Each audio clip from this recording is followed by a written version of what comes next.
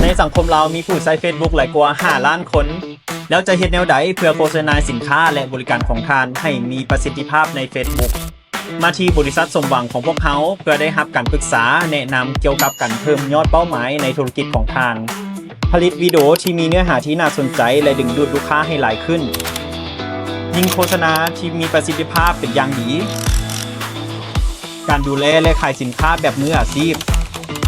ติดต่อเลยที่เบอร์ 020-9963-9779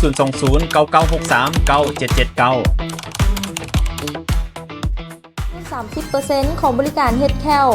อยากมีแควงามและแข็งแรง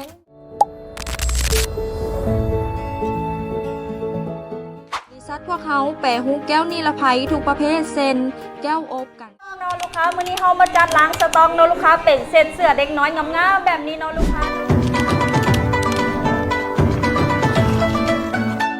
ใช้เทคโนโลยีสั้นน้ำของประเทศไทยทีมงานแพทย์หมอเก่งบริการหลากหลายอย่างเช่นห้องคาราโอเกะห้องประชุมใหญ่ Bạn đang cần dịch โรงงานตัดเย็บสมหวังเป็นโรงงานเสื้อผ้านักเรียนที่ใหญ่ที่สุดในลาว